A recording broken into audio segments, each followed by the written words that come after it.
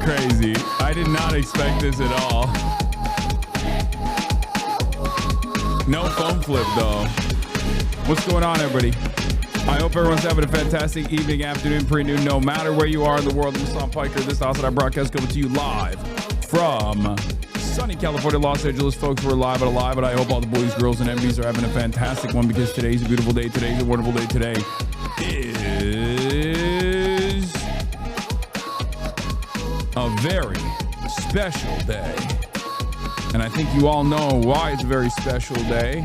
It's a very special day every single time this very special day comes around. That's right, it's Friday, ladies and gentlemen. It is Friday. It's Mufasa Friday. It's Friday, March 6, 2026.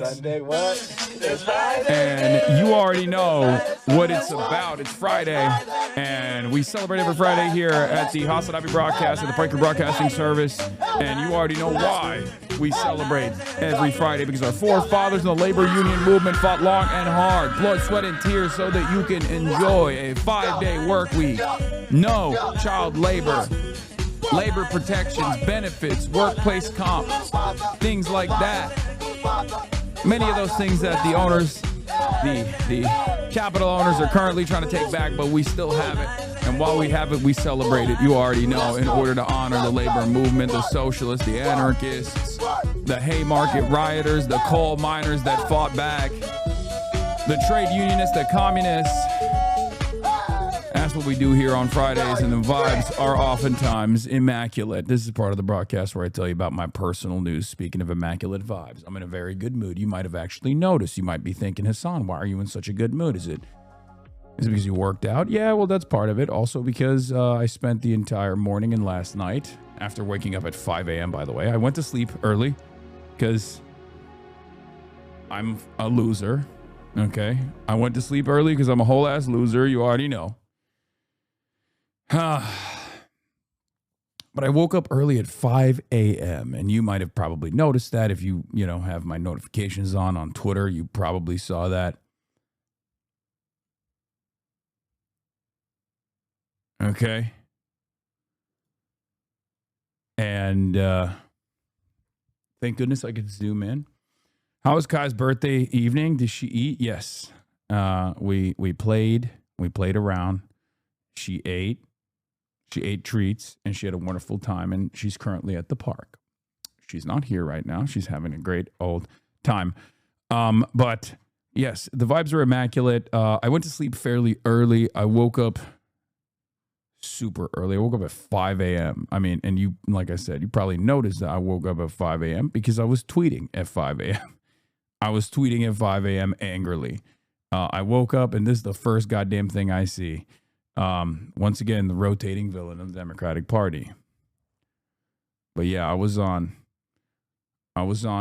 Twitter, angry, but also doing big business deals. Now, by big business deals, I mean not actual big business deals necessarily, but trying to set up some very interesting interviews. That's what I'm trying to do. I'm trying to.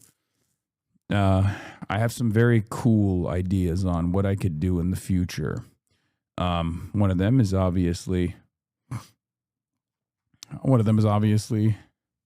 Gavin Newsom, gruesome Governor Gavin Newsom, working on that, but working on some interviews with foreign leaders as well. This is something that I really want to do. So it's something that I'm working on right now. Also, living La Vida Loca as always. Worked out this morning, feeling pretty good. Did you change the camera? Did you get pretty? I changed the camera. Interview Adam Friedland. No, it's my number one op, ladies and gentlemen. That's my number one op. How dare you? Anyway, it's 70 degrees here in California, Los Angeles, Stolen Tongue Land. You already know what it is. Did you listen to the Harry Styles album? I do not listen to music. Bruh. Obviously. So, no, I did not. I did not do that. In any case,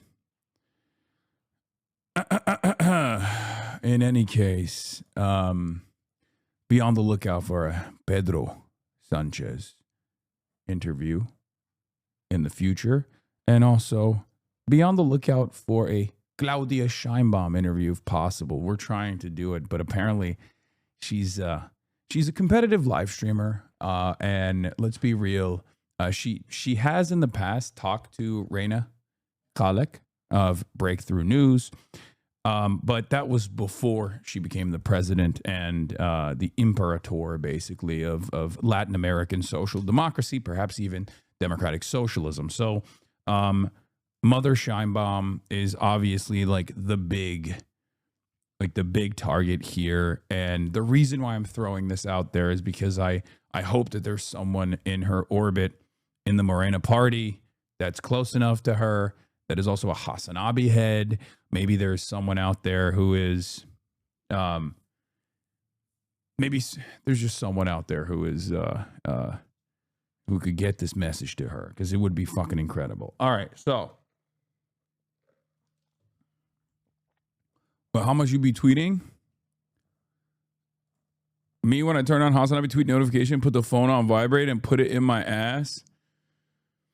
Jesus Christ. My Twitter feed is full of Turkey and Spain Brotherhood memes. No, Turks are obviously very, very, very on board with the sexy ass Pedro Sanchez. Turks are getting pesoed, as I say. I forget how you're supposed to say it. Turks are getting pesoed right now, but Turks are welcoming socialism with open arms because of Pedro Sanchez being like one of the only European leaders that's actually sincerely pushing back, you know? But in any case, ladies and gentlemen, boys, girls, MBs, we're alive. I've had it won a GLAAD award. Yeah, I saw. Congratulations. Can I get your thoughts on the Palestinian? The PFLP, the Popular Front of Liberation of Palestine. My grandpa was part of them, and I recently learned that they're Marxist and it's hype. They are incredible. I love them. They're fantastic. They're goated. DFLP had a factional infight with PFLP. I believe like it originally is all under the banner of PFLP, and then DFLP comes in because they're Maoist, right? If I'm remembering correctly. I find it really funny. I will admit, I mean, it doesn't matter. They're all a part of the fucking militant resistance front. So it's like they're all good, right? Like they're all working for the same goal, which is the liberation of Palestine. But there is something very funny about like being a Marxist-Leninist party that gets like maybe 2% of the vote of the entire Palestinian population.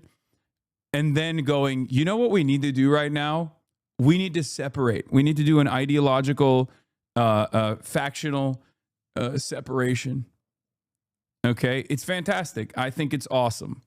There's nothing funnier than that. From my assessment, there's literally nothing funnier than just being a party that has like virtually zero electoral viability and literally constantly engaging in infighting and then just splitting and factioning off.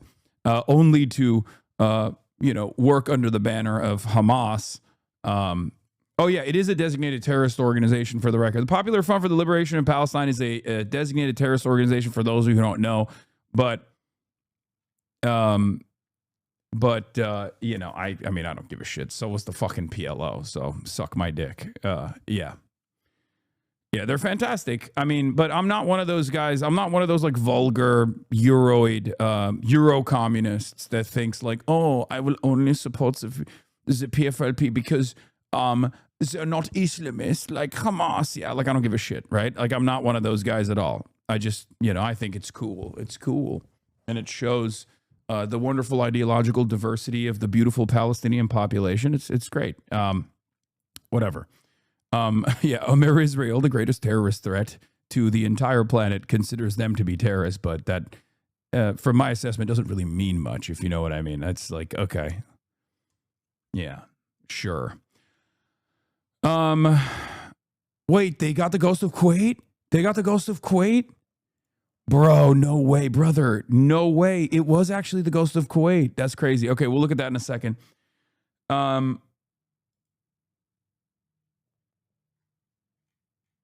What is this?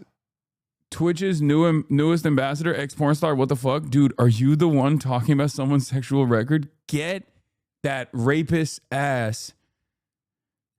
Call Shibuya. Chat's not on screen. Oh, I'm sorry. Do you feel unrepresented?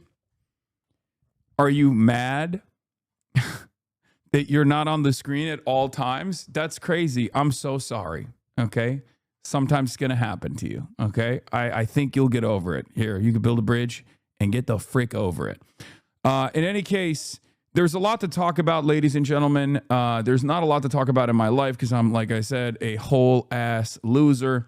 Very boring. I'm going to Chicago tomorrow to deliver a speech at Northwestern University. And on Sunday, I will be hanging out with the mayor of Chicago and the Jam Podcast boys as well. But outside of that, I'm working on a lot of very interesting, dynamic,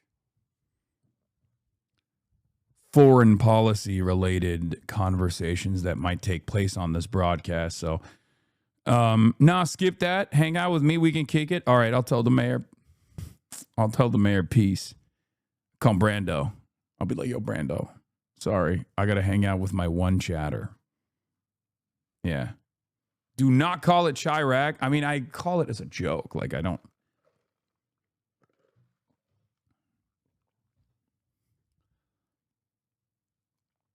Did you see the president of Finland saying the world needs to be more like India while speaking straight to Modi? I just learned a lot about Modi and his past and his current horrors in India.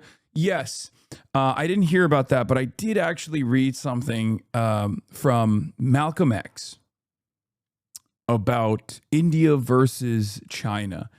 And I think I had never heard this before, but yeah, there's a Jewish Insider hit piece on Zoran. We'll obviously talk about that too. This fucking bullshit.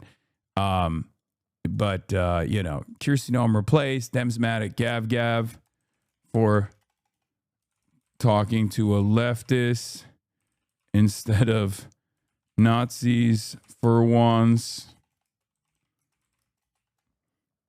MAGA loves this war now because they're cattle. Left flank rising. Okay, buddy, later. Jewish Insider keeps crying about Zoran. Modi is a Nazi. Yes, Modi is a Nazi. Hezbollah smoked Smotrich's son. Yeah, Bezalel Smotrich's, I assume, fascist son, because he is a fascist, got smoked from one of the operations that he was participating in, but we don't know the full details thus far, so I just don't believe I don't believe necessarily Bezalel Smotrich at all. Like, I feel like he could just greatly overemphasize the involvement, make it seem like to garner sympathy. He's like that kind of guy. So who knows? But we'll take a look at what's going on there. Okay.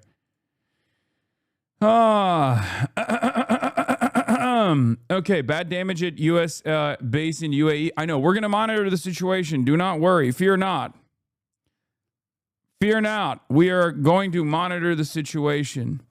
Hasan, do you wear wigs? Yeah, I have a wig on my head right now, which suspiciously looks like a perfectly aged hairline, like age appropriate. Like a little bit recession. A little bit of recession. Dow under 49,000 type shit. You know what I mean? Like, it's not 50, but it's like 49, but it's not like 47. Because if it was 47, it's like it's bedlam. Everybody automatically remembers that we're a nation led by pedophiles, right? But yeah, this is... Ven, will you wear wigs? What? Why are you guys saying that? Where's that coming from? What does that mean? Is that like a thing? Anyway, do you wear contacts? I don't know what this is. I have no idea what this is. Anyway, give me a blast off meme. Thank you. That's great. He doesn't know. What? They're memeing? Guys, I'm 34 years old, and I think many of you are as well, and that's why you're giving me like a super old ass fucking meme with someone saying Elijah Wood, probably from 20 years ago. It's unbearable how unk style you guys are. I'm actually a fucking cool zoomer. I'm a unk that's tapped in as a 34-year-old unk that's not chopped and not tapped in. I don't know your old ass memes, so very sad, very chopped. All of you are chopped. You're chopped. You're unk. You're busted. You're washed. Yeah. Listen to my fucking cool ass soundboard, and recognize that I don't do stuff like that because I'm not unk. I'm an unk that's tapped in. I'm 30 and tapped in. All right. Anyway, your cortisol is spiking, unk. Never. All right. Blasting off. First and foremost, one of the things I would like to talk about today. You're pushing 40 wearing big baggy pants. Yeah, and your mom loves it.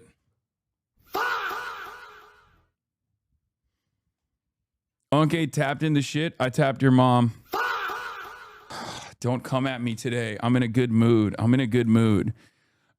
Yeah, so one of the things I wanted to start off with, one of the things I wanted to start talking about is like all the chirpers. There is this like contingency that doesn't exist in the real world at all, and like does not reflect the polling data at all, and is increasingly getting less space even in mainstream media, that I attribute to like the Never Trump Republicans. Like Never Trump Republicans in Trump 1 were always getting represented by mainstream news, but they weren't like a real robust constituency. But if you watch like MSNBC or if you read the New York Times, you would think that like there are, you know, dozens when there's like 4, right? This version, this iteration of the Democratic Party has also created a completely marginal, completely irrelevant group of people. I would say like the bulwark people are not even fitting that bill of rhinos any longer. Like I think Tim Miller is better representative of like the anger and animosity that the average Democrat feels than the people I'm talking about. The people I'm talking about are even a smaller group of people. They are the pro-genocide Democrats. Okay? Like, if there is a group of people that are still holding on to this idea that like Israel is not committing a genocide, Israel is a good country, it's a liberal country, I'm a liberal, and what you're doing is ridiculous. And by the way, make no mistake, you know, I am sorry to say this, these guys often are not of the Christian variety. Okay, I will say that. Because, like, there are a lot of anti-Semitic, pro-Zionist, ultra-Zionist Christians out there. What I'm talking about oftentimes are liberal Zionist Jews that have not shed they still want to vote for the Democrats because they can't get themselves to vote directly for Satan, right? But at the same time, they also hate people like myself. Like, they cannot deal with it. Like, they cannot deal with it at all.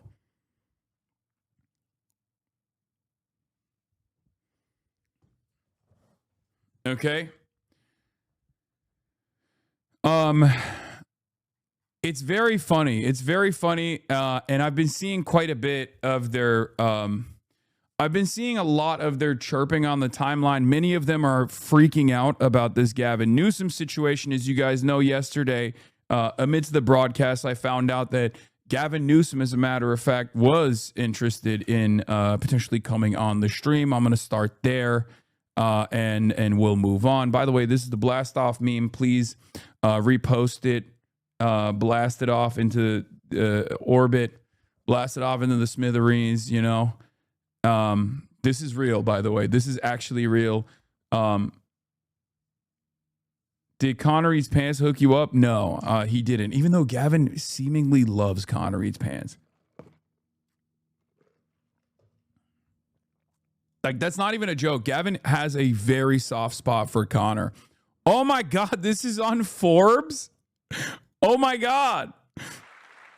Oh my God, this made it into like actual breaking news. What the heliante?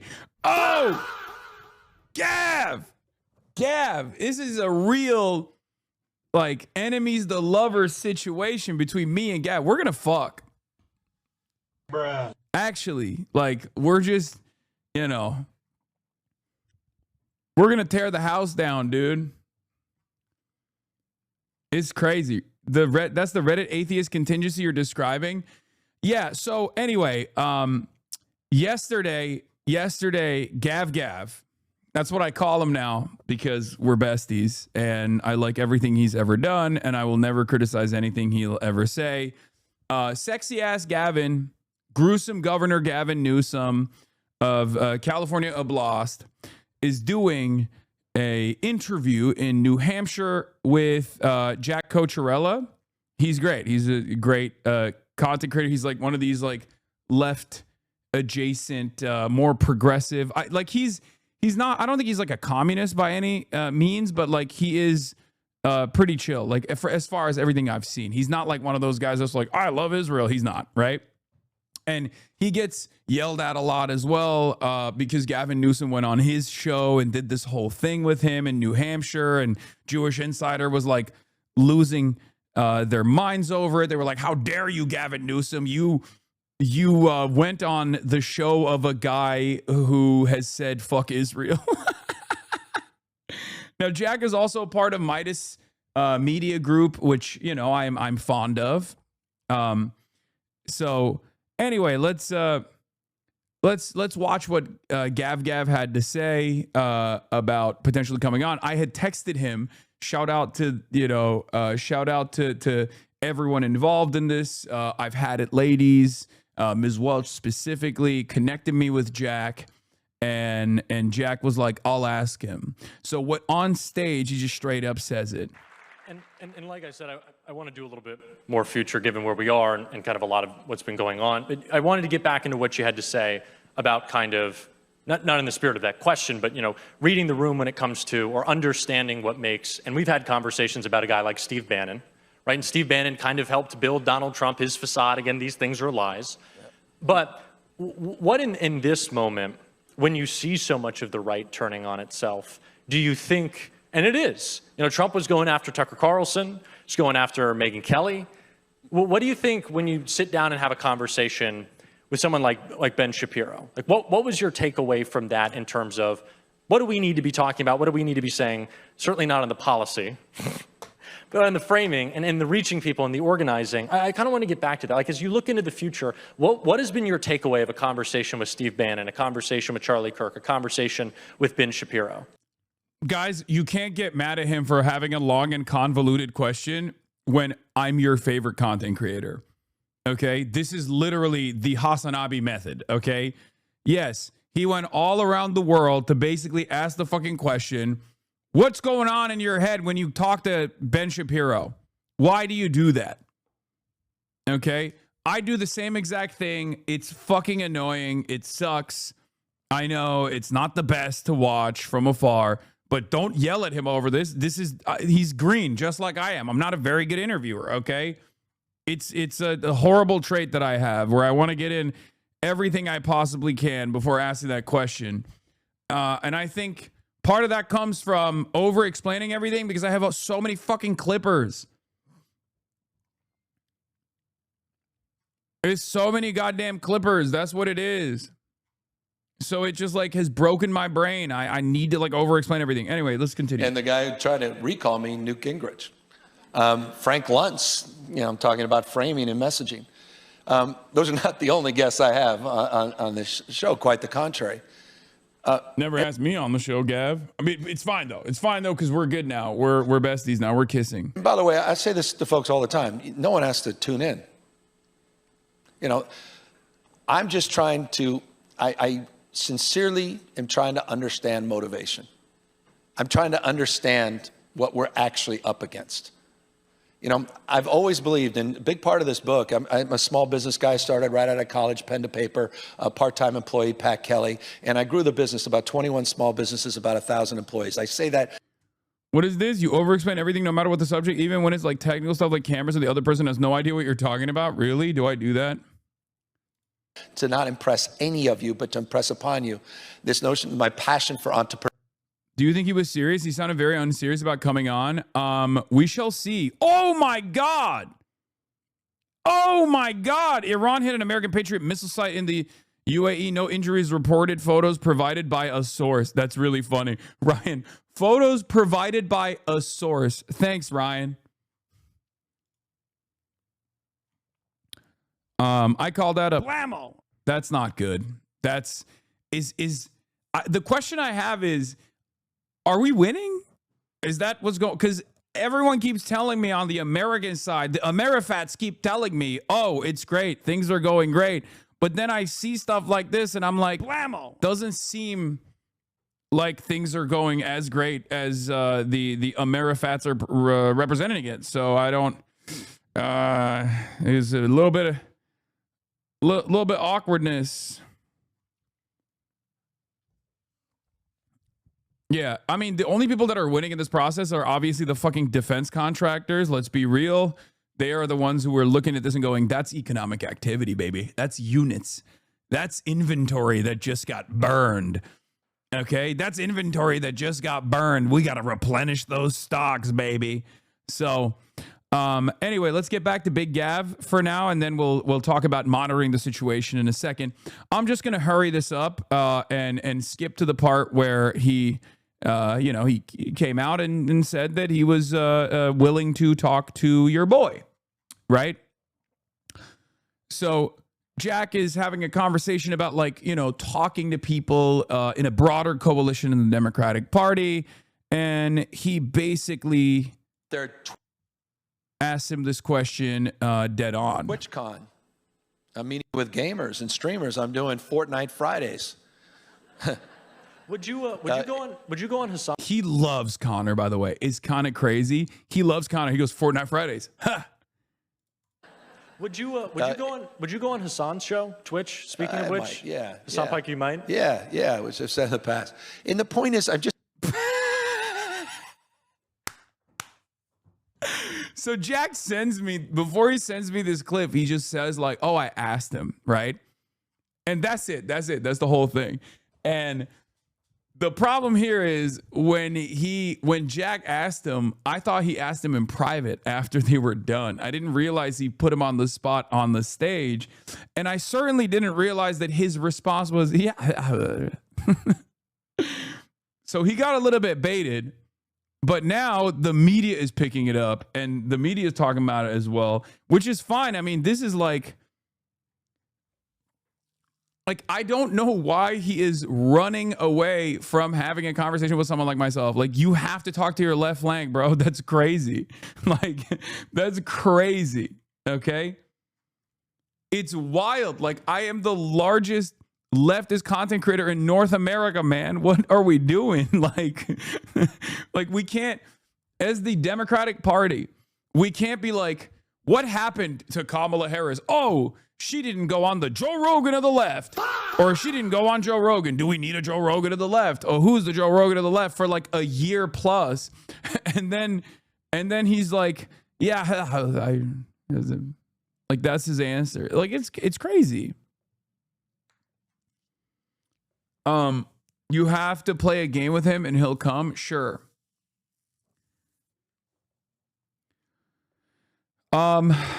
That's Adam Friedland. You got your chain snatch, little bro. I think Adam Friedland and I occupy very different lanes. Okay. Adam is great. Obviously he's doing a fantastic job. But it's, we have very different roles to play. Everyone has a role to play. You all have a role to play. Adam and I are playing a very different ball game, which is precisely the reason why he has no issues going on Adam Friedland and still seemingly can't get himself to talk to someone like myself. But I think but yeah, we'll see where this goes. I think he will get a lot of press off of this though. This will be a major press event. That's the thing. He will get good press off of this. And if he preps well enough, he can either destroy me, left flank destroyed style, or we can have a lot of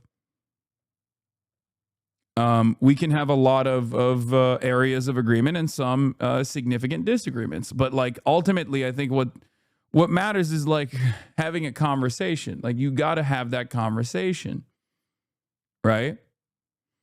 But in any case, Just trying. from this point onward, a lot of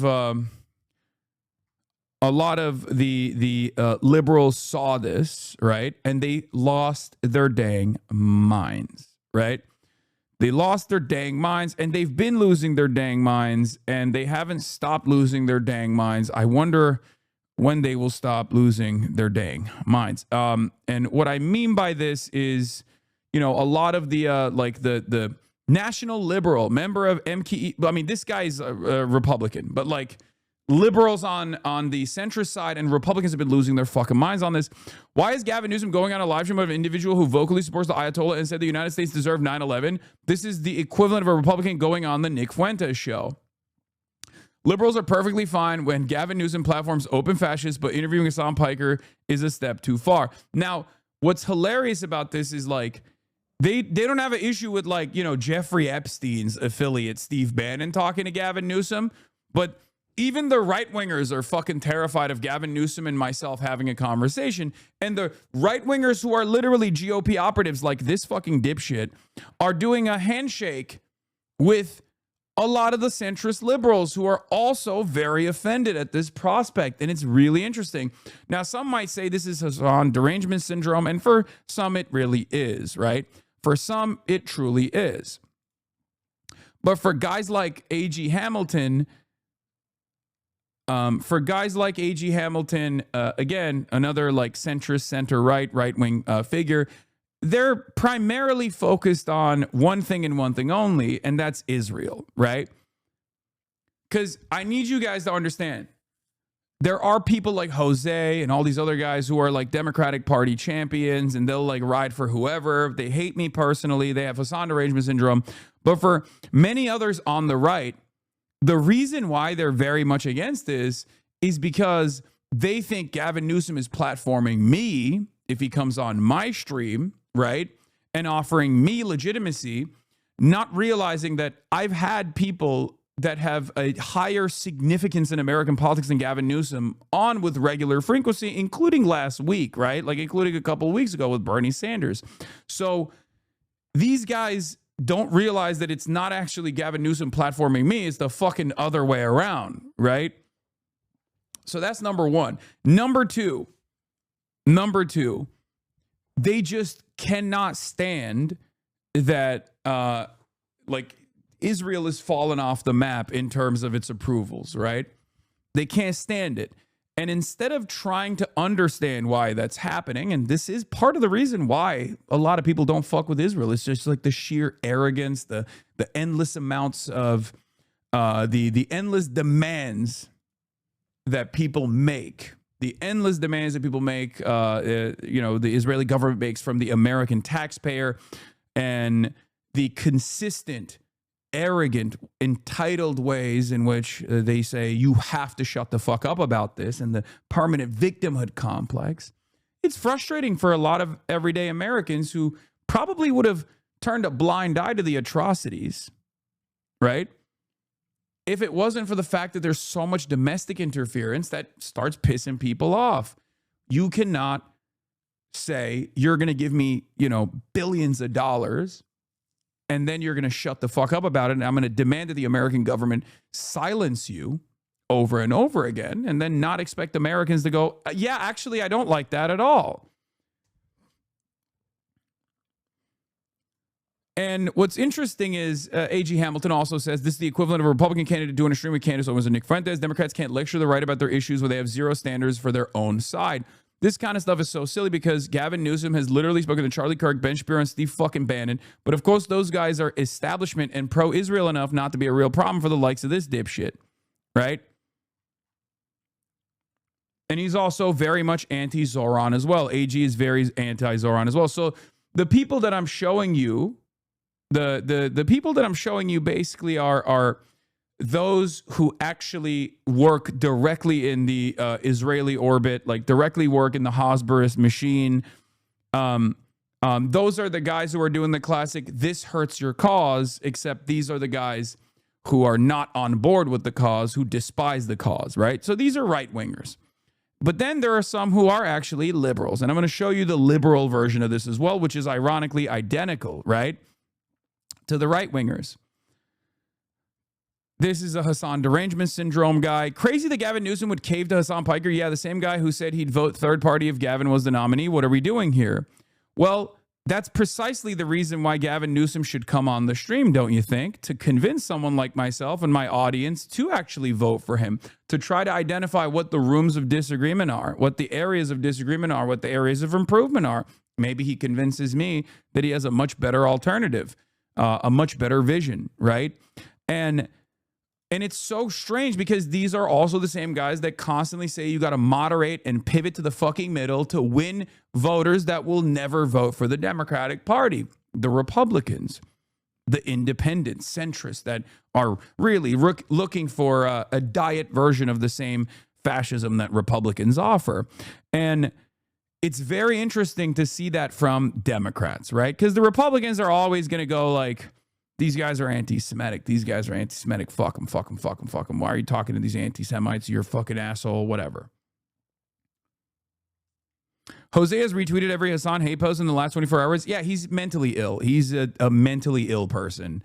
You have to understand. Like, he truly, right? Squirrel was right about you, Lamau. Yes. Speaking of mentally ill people, I love when people also do this thing as well.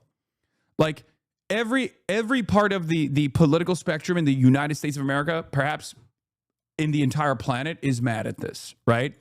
You have those who are to my left or who believe that they're to my left, thinking that I'm like betraying the anti-Zionist cause.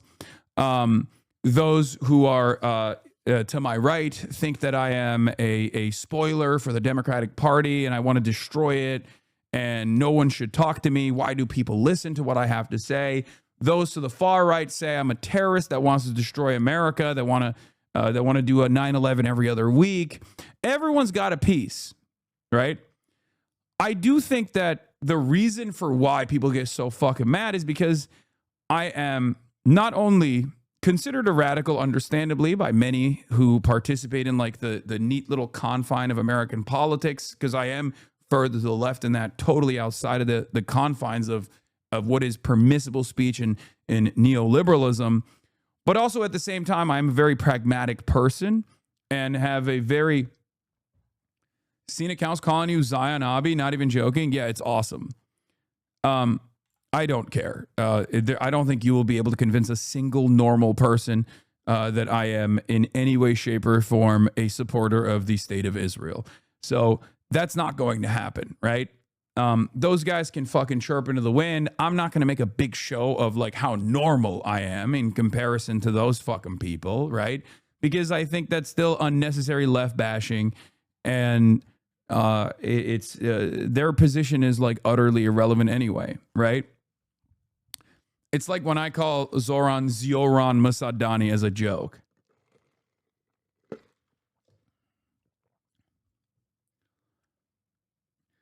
I am to your left and I don't give a shit. Normal people don't care who you interview, only if you start grifting and changing your views. Yeah. Saying like when someone says I'm a Zionist or I'm doing the bidding of Zionists or whatever, that's when you know, like, okay, you're talking to like a deeply mentally ill person. Because as far as like having mainstream potential, I don't think anyone has, with the exception of like Norm Finkelstein, obviously, who is an academic and occupies a very different lane than I do. There aren't that many people that go to mainstream news with regular frequency who have also openly explained the emancipatory needs of the Palestinian people and why the Palestinian resistance exists. And not even just the Palestinian resistance, but Hezbollah as well, Ansar Allah as well, and how these like militancies form and how the American understanding of how these guys are barbaric terrorists is just like utterly incorrect. You literally don't have that. That's not a thing that people do with regular frequency while also enjoying being, enjoying like a broader approval from mainstream outlets. But of course, it's funny to be in this very unique space where I piss off everyone that is pro-Israel, from liberal Zionists to obviously ultra Zionists, and then I piss off people who are anti-Zionist sometimes, but like very marginally, because they're offended because they think I'm like secretly doing the bidding of Israel. It's fine. You know what's driving me crazy is I can protest to fight back because I know there's not freedom of speech in Jordan, and the regime in Jordan will freak out. Yeah, I know. You're as good as it gets. My family doesn't like you, but I still watch you. Don't worry. Thank you, Nico Thomas.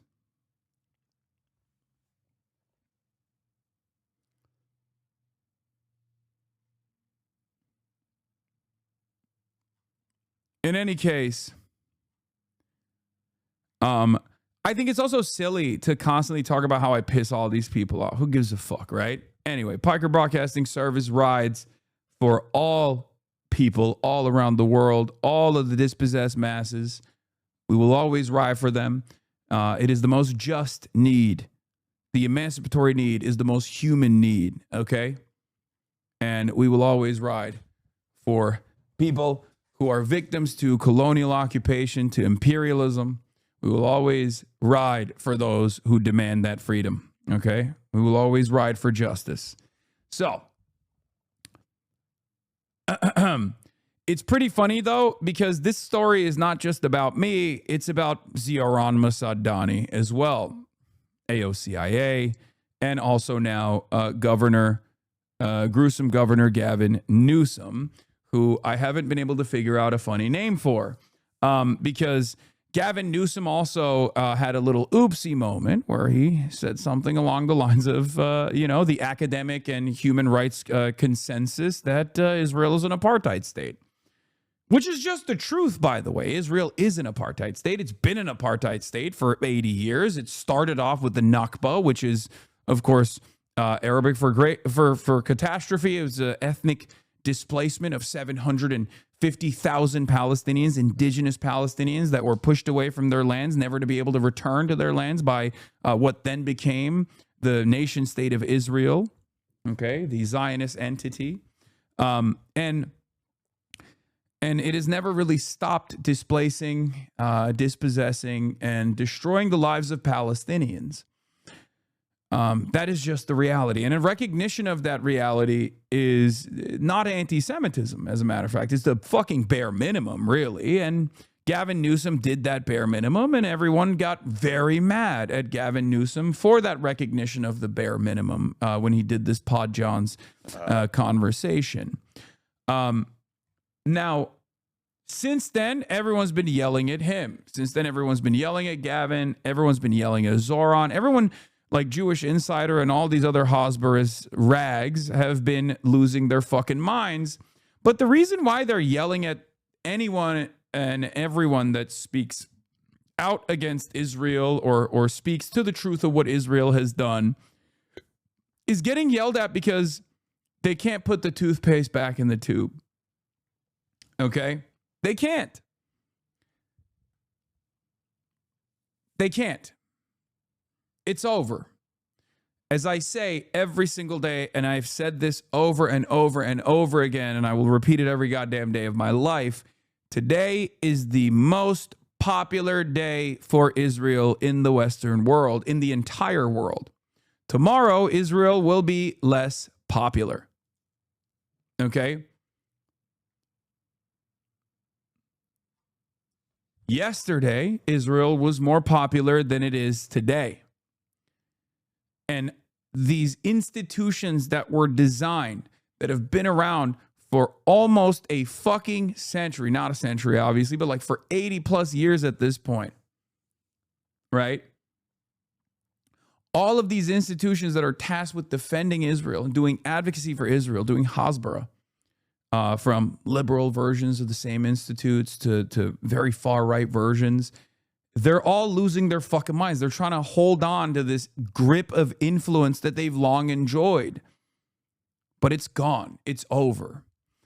And so they're just wildly slinging at anyone and everyone they can. Here is ADL Washington, after a Jewish Insider article came out of Senator Chris Van Hollen, who took aim at AIPAC during an address at the opening plenary of J Street's convention in Washington, accused it of being un-American. Another one of my ops, Gabby Deutsch, senior national correspondent at Jewish Insider, reports. Now, what's really funny about what Chris Van Hollen said here is that this doesn't even meet my fucking standard. Like, I really like Chris Van Hollen. I think J Street is still a liberal Zionist institution. I believe Zionism is a fascist ideology. We must rid ourselves of fascist ideology, whether we are, God-fearing liberals or card-carrying communists and Marxist-Leninists alike. We must always oppose fascism, and liberal, watered-down versions of a fascist ideology, of a racist ideology, is still unacceptable, and hopefully one day we'll get there, obviously. Chris Van Hollen goes to J Street, which, again, I don't find to be as offensive, because I think J Street is a farm operation for young anti-Zionist Jews. They come in, they're like, oh, I'm a liberal Zionist. I want a more tolerant version of Israel. And then they recognize the contradictions and decide whether or not they want to lean into the Benny Morris side of things, where they just become totally aware of all of the violence and say it's a necessary violence, or they become anti-Zionist. Like Noah Colwyn, good friend of mine, friend of the show, host of the Blowback podcast, is a version of this, right? He was a J Street guy when he was at Berkeley, and he talked about BDS being anti-Semitic, and now, as you guys know, he is an anti-Zionist warrior. So, you're being charitable more than you've been in years with libs right now. Is it because of a possible Newsom convo? Wait, what? You've shit-talked Newsom so much. Why are you changing tones so strongly? I don't think you understand. This has nothing to do with Newsom. We've moved past that point. We're fucking talking about Israel's propaganda war and how it's losing it. So Chris Van Hollen comes out at J Street and says, I put forward months and months ago a proposal that said, with respect to any country that receives U.S. military assistance has to agree that, number one, comply by American law and by international law. You know who came out against that? AIPAC came out against that, Van Hollen said. I will tell you that AIPAC may call itself pro-American. They may call themselves pro-Israel, but they are neither. And, of course, the crowd celebrated that because, like I said, JPAC, liberal Zionists, they were like, yeah, fuck AIPAC. AIPAC is the right-wing version of J Street. J Street is the liberal Zionist version, right? So, in any case, I don't even fully agree with Chris Van Hollen here. I think this is too tempered. This is too soft of an approach, but it is what it is. I think it's still like far better than the average congressperson. He's done quite a bit, so I'm not going to aggressively attack him for this because I'm not fucking insane in the way that many others are, who will say this is the reason why you're a fucking Zionist, Hasan, because anything that moves the needle in the appropriate direction, I will take. Because that opens up the door for more honest conversations about what's going on, right? That's just how it works. It's like pulling the Overton window back to normalcy and truth and justice for Palestinians. I'm going to do that. So the very fact that Jewish Insider wrote this hit piece on Chris Van Hollen after Chris Van Hollen took this very normal, very popular approach, a liberal Zionist approach, right, is showcasing how off their rockers Jewish Insider and Zionist Hasbro's newspapers are, right? It's clear that for the remaining, 8 people that read these newspapers sincerely, their job is to make them more fucking hysterical, make them basically give them adult onset schizophrenia, that there is this anti-Semitic boogeyman in every corner. Like Chris Van Hollen is an anti-Semite. Gavin Newsom is an anti-Semite. I can understand why they would consistently say, I'm a fucking anti-Semite, because they're like, oh, well, Hasan has said, there is a emancipatory need for Palestinians. And part of that is militant resistance to 80 years of apartheid and occupation. It's not true, but I can understand why they would try to put the crosshairs on someone like myself. But like when they do this kind of thing, to people who are literally still saying like, I love Israel. Israel's my favorite country. I just want it to do a little bit better. Like, they look ridiculous. They look utterly fucking ridiculous. And they're flailing. And they're coming after people who are objectively more popular than they are. They look like Deborah Messing. They look like Rabbi Shmuley. They look like Michael fucking Rappaport. It's the same thing that I've mentioned before. When you come after Miss Rachel and you say, Miss Rachel said no children should die. That's deeply anti-Semitic. Why are you criticizing Israel? And everyone goes, what the fuck? She just said children shouldn't have to die. Why are you telling on yourself? When did this become an association with Jews? What the fuck's wrong with you? A lot of people respond that way. They go, what are you saying? What are you saying right now? Are you saying that like baby murder has something to do with Judaism? What are you, fucking stupid? Why would you come out and own that? Why would you come out and conflate, as a Jewish Zionist, why would you conflate the murdering of children with Judaism? It's the most insane thing. You look hysterical, you look crazy, and you're honestly fomenting anti-Semitism with this insane conflation. So it's that same predicament for a lot of these guys. And, you want your enemies, you want your ideological enemies to fail.